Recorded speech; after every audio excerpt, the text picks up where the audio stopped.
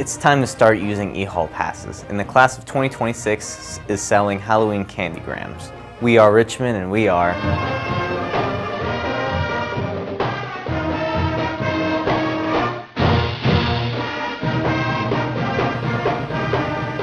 Hi, I'm David Perez. It's the Friday of fall break, which means no school next week.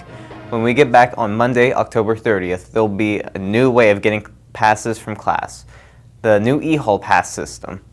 Several teachers have been trying out the system, but now it's time for everyone to start using it. Hello, Richmond High School. Mr. Amix here with some really exciting news for students and staff. We have been able to, with the help of our technology department here at Richmond Community Schools, acquire a program through Securely. Securely has a program called e-hall pass. As you know and as you've heard, our jobs here at Richmond High School are to provide the safest environment for students and staff as we possibly can. We do take that job very, very seriously, and one of the ways that we're going to be able to increase safety and security here in our building is with the use of e-hall pass coming soon. E-hall pass allows students to electronically request a pass to a certain destination here at Richmond High School. It also allows teachers to write teacher-driven passes to certain areas of the building. So students, using e-hall pass is effective and it's safe for you.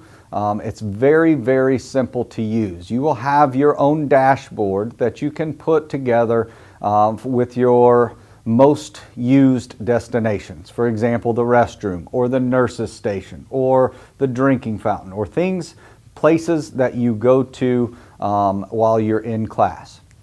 Now, with all that said, we do ask that students utilize classroom time as much as possible inside the classroom. So we do ask that you use the restroom, get a drink at the drinking fountain during passing periods as much as possible. We do understand that emergencies happen. So when you use an e-hall pass, all of the administrators and teachers in the building will know who is in the hallway and where they're supposed to be going with the use of technology. So it saves on our paper passes. It allows you to quietly and discreetly ask for a pass from your teacher, and then that teacher can either approve or deny your pass at that time. We ask students that you keep track of those passes that you use and make sure that your teachers are ending those when you return to the destination that you left from. That way, if you need another pass later on in the day, there's not an open pass there. Teachers, it is simple for you to use as well, and it will hopefully allow you to focus on your instructional time a little bit better, but it allows us to know who is in the hallway and where students are going throughout the day, so we can make sure to provide a safe environment for the students and staff at Richmond High School. So I thank you for listening, and I hope that you all start using e-hall pass just as soon as possible. If you have any questions, ask your teachers. If at all, or if nothing else, you can stop by my office and I'll show you how to get started. Thank you and have a wonderful day. So how do you use the new e-hall pass? To get started using Securely Pass, just find it in the We Are Richmond bookmarks on your Chromebook, then log in using Clever or Google. Once you're signed in, click on the Create Pass in the column on the left. Find your teacher's name from the pull-down list, then select a destination. Remember to be specific. If you choose restroom, you must choose the specific restroom you are planning to use, then click Submit. There's also an app for your phone. Download and install the app Securely Pass. Again, sign in using Clever or Google. Remember, your Google login is your school email. That's your student ID number with rcs.k12.n.us. Once it's set up, the screen looks just like the web version. So search for your teacher, your destination, and click Submit. And students, remember that in both versions, you can set up presets for teachers and destinations to make it quick and easy to request a pass.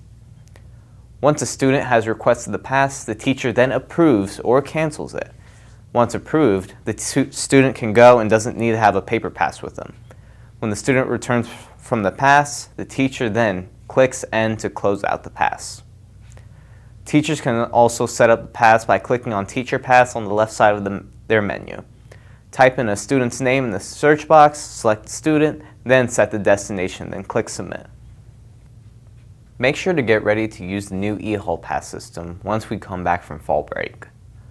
Students at RHS get a lot of great opportunities in their classes, including our very own advanced radio TV students, as we got to take a very interesting trip recently. We visited Wish TV Channel 8 in Indianapolis. They got to be in the studio during the live midday newscast, met news anchor Katira Winfrey and meteorologist Tara Hastings, and also tour their other studios and newsroom. The tour ended with senior Jessica Peterbaugh taught how to add news stories to the news ticker that runs along the bottom of the screen during the newscast. Dance is a major part of Hispanic culture. Take a look at how one Indiana dance company celebrates culture through Latin fusion. In the station right now, this is Richmond High School. It was a great learning experience, and remember, there's always great things going on at RHS.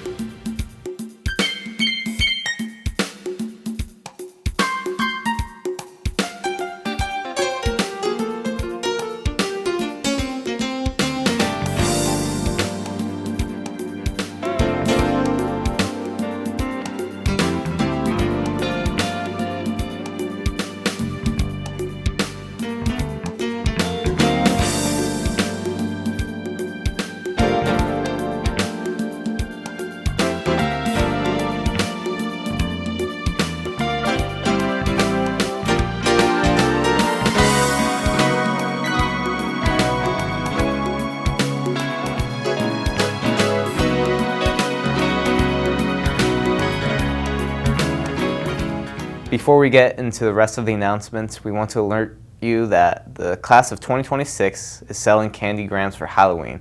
They'll be on sale during lunch on October 30th and 31st once we get back from fall break. Make sure to look for them and help support the class of 2026. Now let's look at a few reminders. Interested in joining the Fine Arts Academic Team? There will be a call-out meeting on Wednesday, November 8th after school in Ms. Nicholson's room, M138. That's one of the art rooms near McGuire Hall. Practice will be every other week starting in December and running through April. Come study, socialize, and eat snacks. This year's theme is the 80s and 90s. See Ms. Nicholson in her room if you have questions. The JC House Teen Support Group for Dating Violence Prevention meets on Thursday nights from 6 to 7:30 p.m. at the JC House. The support group is hosted by A Better Way, a nonprofit created in 1977 to provide help for victims of domestic abuse, sexual assault victims, and more. The teen support group is for kids ages 13 to 18. JC House is located on Quaker Hill, just off of Chester Boulevard. Pre-registration is required. RHS is starting a chapter of the Fellowship of Christian Athletes. You don't have to be an athlete to attend. Everyone is welcome. There will be a meeting on Tuesdays after school at 2:45 p.m. in the RHS conference room across from the cafeteria.